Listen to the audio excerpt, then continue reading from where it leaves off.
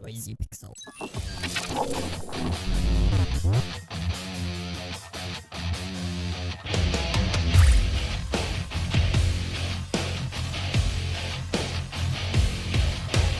To say there's an oversaturation of roguelite and roguelike games feels like a bit of an understatement at this point. The majority of the titles I played this year have incorporated either of these mechanics in one way or another. It can be challenging to stand out from so many other titles. Still, ScourgeBringer by developers Flying Oak Games and eStudio and publisher Dear Villagers focus on frenetic and smooth gameplay in an attempt to do just that.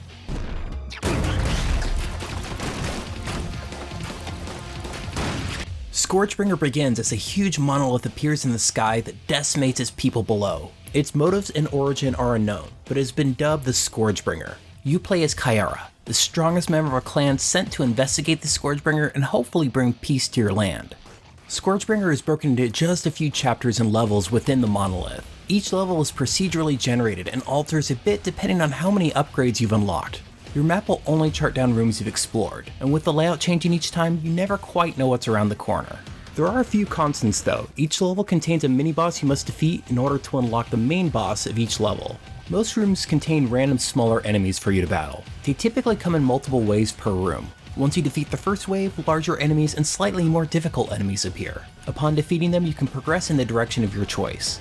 Each map also contains a room where you can buy items from a merchant known as Greed. Greed accepts blood as payments for his wares, which is most commonly obtained after defeating enemies. His items range from health restoration to weapon upgrades. Also scattered in each level is a pillar that bestows one of 3 stat upgrades of your choosing. Both of these stay with you until you lose a life. Combat and controls are where ScourgeBringer truly shines. You are armed with a blade and a gun. Along with this you have a move called a Smash, which can stun any enemy leaving them vulnerable for attacks. Stunning can be a tricky maneuver to pull off. It's only effective when the enemy has an exclamation mark above their head. Not only does this mean they can be stunned, but it also signals they are about to attack. Because of this, if you're like me, you will often find yourself misjudging the amount of time allowed to stun an enemy and end up taking damage. It's a system that rewards your risk and precision. You can do damage without stunning, but timed right the stun works to your advantage. Interestingly, ScourgeBringer's physics and playstyle almost felt like a shoot 'em up to me. You can delay your descent with blade slashes and easily move airily about the screen with double jumps, wall leaps, and air dashes.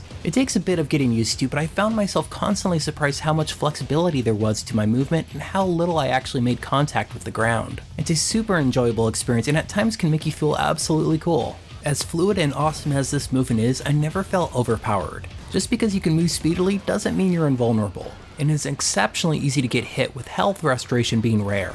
I frequently found myself taking damage as hordes of enemies ganged up on me. These moments are frantic and at times totally overwhelming. Although you do get used to enemy attack patterns, you are still required to be aware of multiple things going on at once, and one mistake can have dire consequences for your whole run. I would even lose my character's placement a couple times with so many enemies on the screen at once. The sheer number of smaller enemies actually proved more difficult to me than bosses. While challenging in their own way, bosses usually have moves that are easier to predict and avoid. That being said, it did take me several times until I recognized each boss's attack pattern. It helps that they are typically just one target to focus on. Still, bosses are pretty fun to combat and a welcome change from the swarms of enemies found elsewhere. Since this is a roguelite, ScourgeBringer does expect you to die many times. Every time you die, you lose all blood as well as stats and upgrades collected from Greed and Pillars. You also start at the beginning of Chapter 1 instead of continuing at the chapter you died on. However, when you die, you are brought to the Chiming Tree, where you can obtain permanent abilities and stat boosts. ScourgeBringer does require you to get good though in some circumstances, as each layer of the tree is restricted from unlocking until you defeat the boss of its according level.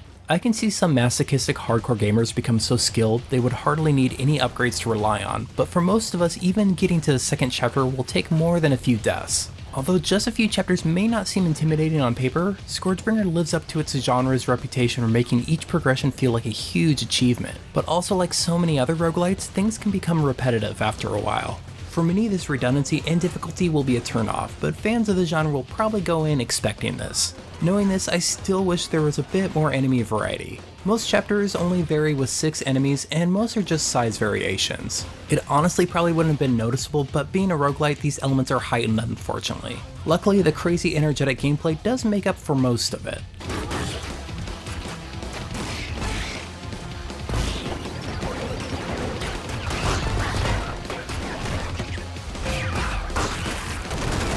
ScourgeBringer offers a challenging and chaotic roguelite experience that manages to be as addicting as it is frustrating. The mechanics are sound with a responsive combat system and intense battles, even with a limited enemy variety. You may suffer many deaths, but ScourgeBringer is one of those games you can't help accept the punishment and then jump back in for revenge. Noisy Pixel is giving ScourgeBringer an 8 out of 10.